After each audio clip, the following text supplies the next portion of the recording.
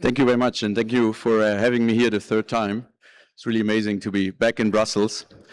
And a really interesting day. When talking about airlines, we talked a lot about conditions, about pension funds, aircraft size, although I didn't like it when you said to the smaller ones when you announced us, but never mind.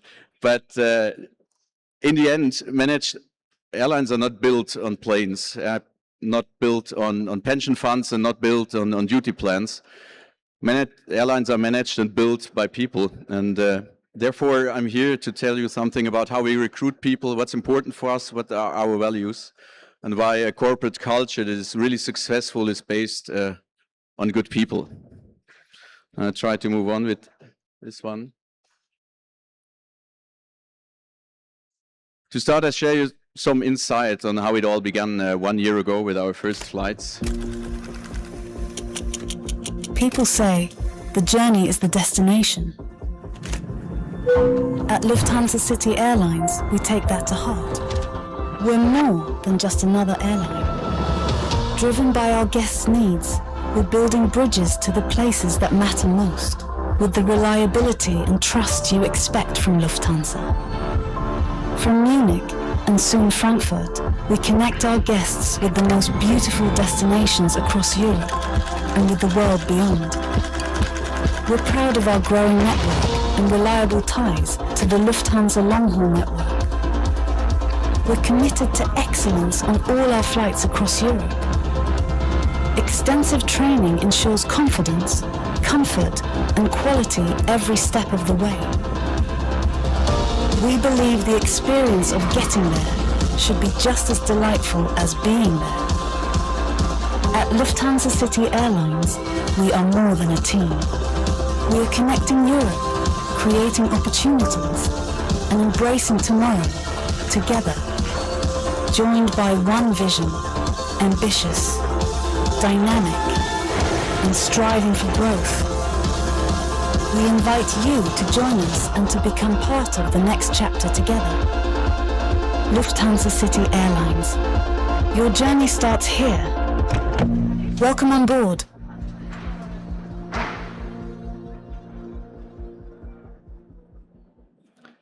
We produced this video around 1 year ago. In fact, there were no actors in it. It was just our first colleagues, our first pilots. We forced them to take part and to be part of the first video.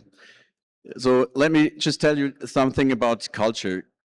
Companies that really succeed have a strong corporate culture, but the real problem is creating and managing culture. It really looks easy, but how do we do that?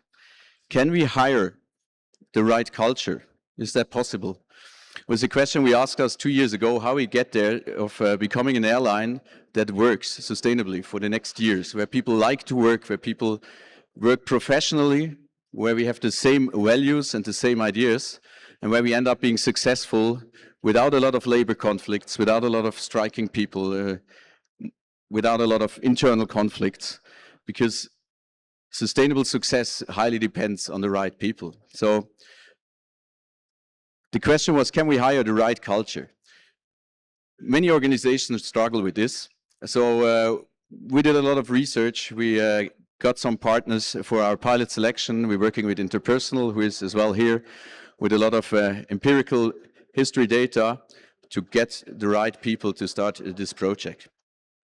So for us, it was really, really important, as we're really fast growing, to find the right people.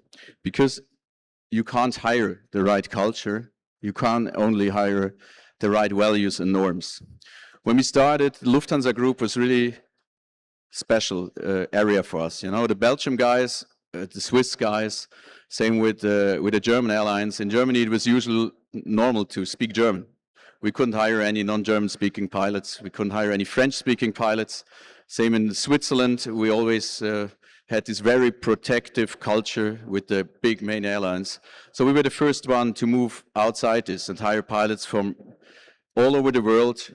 But it works because we share the same values, the same culture, the same idea on how we work with each other. So why is that important? Because you know, culture is not built just with a nice slogan on the wall. Culture is who you invite through your door to your company, because hiring mistakes are really expensive in the end. And hiring the right people, for me especially as well in the office, with all the people working in the office, makes your life much better. And I hope you would agree that we have quite a good time here at City Airlines. So for you maybe to see what are our values and our norms. So we want to be one city, be ambitious and embrace tomorrow. I skipped the real details of our values and cultures, but just want to tell you, it's important for every company in the beginning to define what is important for us. And then we can move on to the pilot selection, where some of you guys maybe meet us or will meet each other, where we can see if you really fit into our company.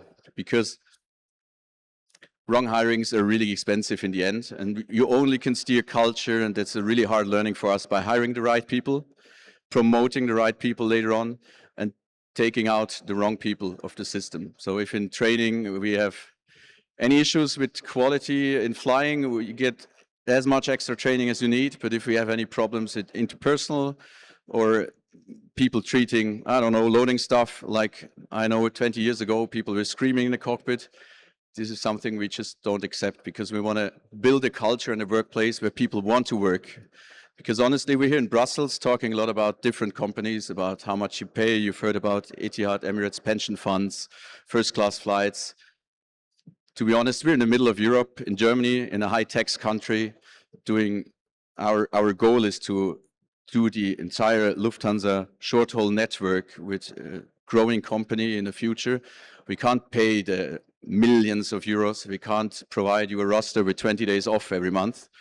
But what we can provide, and what is our unique selling point, is a nice corporate culture in a livable city like Munich and Frankfurt with a high life quality and a great team. And therefore, we're really picky on selecting the right people. There may be a lot of good pilots with good qualities, but it's like in a relationship or in dating, if it just doesn't matches, it don't matches. That's why it has a high importance for us to select the right people. So maybe to close, I want to cite Tony Hsieh. I don't know if you know him. He was the founder of SAPA, and he said that your culture is your brand. And I think this is quite true, especially for us. As we're part of the Lufthansa brand, it's really hard to have an own identity. And the only thing we can have is a really nice culture where young people like to work with us, young flight attendants, where we can develop people, where we can see how they grow. And we focus really on a good professional working place. So if you want to get the right culture, be explicit on what you stand for, who you hire, and culture in the end will evolve itself. You can't steer it from inside. So thank you very much for the time here. And to close, I'll show you our anniversary video. We did our first anniversary this year to get an insight on how our culture developed over the first year.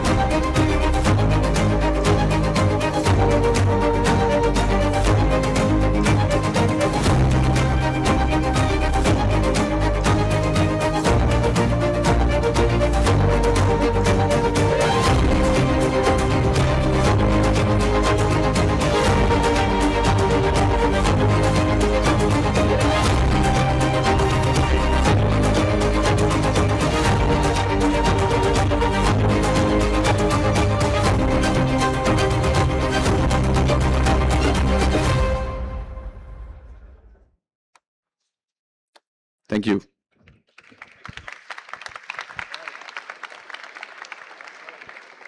Okay. I don't know how I get into hot water for using the word small several times. So I'll just redeem myself by saying two things. The first one is, a Porsche is also small, but a pretty cool thing. Second, Thomas has, as he mentioned, been here 3 times, and what he's telling you, if it's the first time you're hearing it, he was saying the same thing for the last 2. And having flown as a passenger on Lufthansa City, I can really vouch for what he. It's not just a claim, it's not just a PowerPoint, it's the truth. And you, if you fly Lufthansa City, and I encourage you to do so, you will see it for yourself. Now we'll give you a few basically rostering and hiring questions. We have time for about 5, and we have 7. So, maybe a simple one, I don't know why this comes up. What is the difference between Lufthansa City, City Airlines, and Lufthansa? Quite a difficult question to answer to, and somebody outside. Lufthansa main line is the main airline, like it used to be Air France or the former state carrier that had a daughter airline that was Lufthansa City Line with the regional airplanes, formerly Avro RJ, Embraer 170 or 190, sorry, and CRJ currently, and a few 319s. Due to labor conflicts, the City Line era is coming to an end. It's kind of a bit of political thing we can discuss maybe later in the evening with a beer. But the idea in Lufthansa was like Iberia did it, like Air France or British, to install a new short-haul carrier for the future solution for the hub network. We have Eurowings, which is doing all the other bases. We have Swiss and Brussels in their cities. And Lufthansa City should solve the problem of reducing profits in the hub carrier network in Munich and in Frankfurt. And there's something really cool about building a new airline, as you've been saying. Actually, it's really cool. The good thing about it is, Germany is really regulated. There's a lot of things that you have to discuss with everybody. And then the second thing is, in a big group like Lufthansa or maybe any other big company, things are really slow. And as we're a bit outside of it, we can really steer it ourselves, what we're doing and how we develop our people without negotiating every little bit with somebody. Yeah. Maybe we can do a couple of recruitment questions. Go ahead. And then go for your expansion plan. So, what are requirements for non-type rated frozen ATPL pilots? We have currently only a recruiting window for A220. Mm-hmm. It doesn't matter if you have a rating or not. We start with 500 hours at the moment. Mm-hmm. We, in the past and in the future, we always had and will have opportunities for low-hour pilots without rating, because the rating is something we can buy easily. The only thing that is limiting is the 500 hours in line training, because it reduces your amount of line training quite a bit. So in cases where we have enough pilots for the 6-7 upcoming months, we just close the application window or only hire 500 hours above pilots. We'll open up again. We learned in the first year that it does not make any sense to keep application windows open for pilots without any hour limits, because at the end we end up with 4,000 applications. 6 months later we have to go through it and call everyone, and then realize that half of them already got a job somewhere else. So we decided it's easier, better to just close it like now, and we'll open it probably in summer again for lower hour pilots. Yeah. But maybe just one more thing to add. Your value does not really increase with the type rating when you have 0 hours. In our case, we see a lot of pilots finishing flight school and then going to some company and doing just a type rating with minimum sessions, with a really short base training.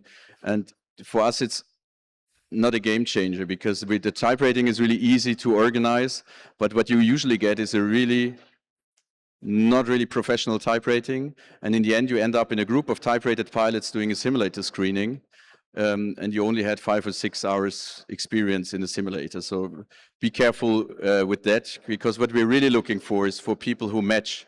So if somebody comes with a rating and the other one doesn't, but is a great guy, and we look at him or her, sorry, and think we want him to work here, we'll invite the guy without the rating. So this is what I wanted to transport. It's not about the rating, it's about the personality that in the end that comes with it. And personalities come with kind of different working needs. Do you have any updates about the 5-4 roster and commuting ones? Yeah, I would like to have it now. We started with the idea that we want to be really progressive and be one of the first network carriers offering fixed rostering. It turned out it's really, really complicated in a hub feeding network to offer a fixed roster without losing a lot of capacity. Other than point-to-point carriers like Ryanair, EasyJet, or I used to work for Germanwings in the Eurowings group, it's easier to get a fixed roster because you always have point-to-point. We would lose with a 5-4, we would lose around 20% capacity. Mm-hmm. So you would work 20% less in a fixed roster than in a full-time roster at the moment. So this is just because of the not stable network processes. We're about to try the first or the next month first model with a bit of part-time and a bit of seasonality. But in the end, it's part of the truth. In a network, it's hard to install a really commuter-friendly roster. Mm-hmm. One last question, and I apologize to the other 5. Do you intend to grow your footprint in Africa? It's a big market, and unfortunately, Lufthansa is not very present there. I think this question goes a bit beyond my my position, but I think last week, Lufthansa, well, 2 weeks ago, Lufthansa Group met in Cairo to talk about this problem or this market. Mm-hmm. For us, as an A320 operator, we actually have the idea just to feed the Lufthansa network. So of course there's going to be more North African destinations from Casablanca to Marrakesh to Cairo and between, but in the end, that's about the limit of our 320 Neo if it's full range. Yeah. And it doesn't make a lot of sense for us to, like Eurowings, fly up to Dubai or whatever, because we have from Munich and Frankfurt Lufthansa with a 350 or 380 doing the same. Mm-hmm. Okay. Once again, I apologize if anybody submitted questions since I counted the 5 left. You can meet the team after all these presentations are done, or you can, of course, approach Thomas directly if you would like to get your concerns addressed, let's say.